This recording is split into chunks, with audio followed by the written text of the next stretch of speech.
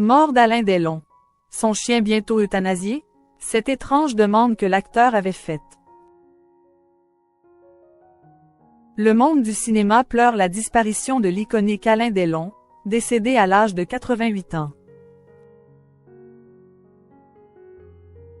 Mais une question demeure. Qu'adviendra-t-il de son fidèle compagnon à quatre pattes, Loubo? Une demande singulière formulée par l'acteur de son vivant refait surface.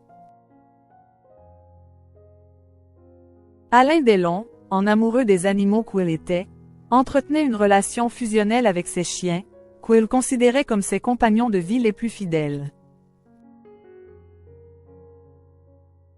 Parmi eux, Loubo, un berger belge, tenait une place particulière dans son cœur.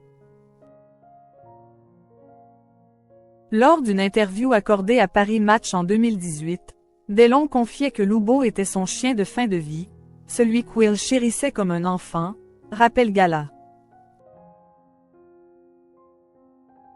Cette déclaration, émotive et pleine de tendresse, prenait une dimension encore plus poignante lorsque l'acteur révélait une demande peu commune, celle de partir aux côtés de son fidèle compagnon. L'acteur, bien conscient de l'impact émotionnel que cette demande pourrait avoir, justifiait son choix en expliquant qu'il ne supporterait pas l'idée de laisser Loubo derrière lui. Selon ses propos, s'il devait mourir avant son chien, il demanderait à un vétérinaire de procéder à l'euthanasie de l'animal, afin que celui-ci puisse s'éteindre dans ses bras. Une décision radicale, que l'acteur expliquait par son incapacité à imaginer Loubo se laisser dépérir de tristesse après sa disparition. Alain Delon souhaitait un dernier repos au milieu de ses compagnons. Mais cette demande ne s'arrêtait pas là. Alain Delon, qui a toujours exprimé un certain mépris pour les conventions, avait aussi choisi un lieu bien particulier pour son dernier repos. Plutôt que d'être inhumé dans un cimetière classique, l'acteur souhaitait reposer sur les terres de son domaine de Douchy, un lieu qu'il chérissait particulièrement. Ce domaine, où il avait passé de nombreuses années entouré de ses chiens, abrite déjà les tombes de ses précédents compagnons à quatre pattes. Avec 35 tombes déjà présentes, Alain Delon voulait, selon ses propres mots, être enterré au milieu de ses bêtes, un choix qui reflète son profond attachement à ses animaux. Delon avait souvent mentionné que toute sa vie était résumée dans ses tombes.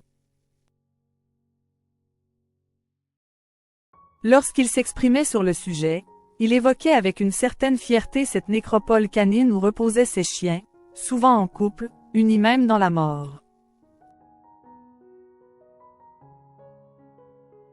Pour lui, ces animaux représentaient une part essentielle de son existence, une présence constante qui avait marqué chaque étape de sa vie. Une demande pour le moins controversée. L'euthanasie d'un animal en bonne santé à la demande de son propriétaire est une pratique controversée, même si elle est légale en France sous certaines conditions. Elle soulève des questions éthiques complexes, notamment sur la frontière entre l'amour pour son animal et l'appropriation de sa vie.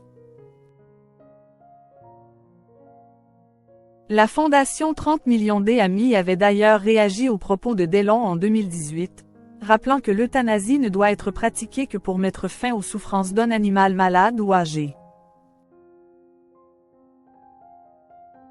Aujourd'hui, avec la disparition des Alain Delon, la question du sort de Loubo se pose avec acuité. La famille de l'acteur respectera-t-elle sa volonté? Ou Loubo sera-t-il confié à un nouveau foyer? Contacté par plusieurs médias, la famille Delon n'a pas encore communiqué sur le sujet.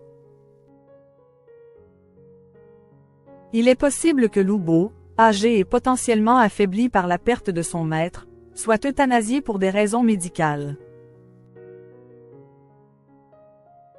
Mais la décision de mettre fin à ses jours uniquement en raison de la mort de Delon pourrait être perçue comme un acte égoïste et condamnable par certains. L'acteur cherchait une manière apaisante de partir. Alain Delon, malgré son image d'homme dur et parfois distant, abordait la question de la mort avec une franchise désarmante. Il avait souvent exprimé sa volonté de contrôler les moindres aspects de sa fin de vie, refusant d'être à la merci des circonstances. Cette obsession du contrôle s'étendait même à ses funérailles, où il souhaitait que tout se déroule selon ses désirs.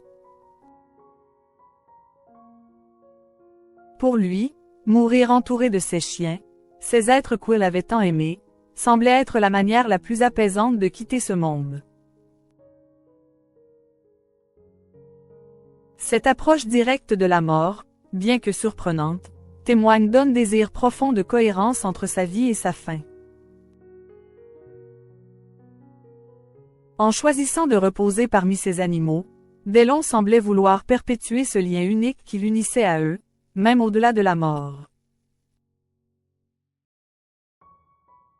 Ce choix, à contre-courant des conventions sociales, reflète une personnalité qui a toujours refusé de se plier aux normes.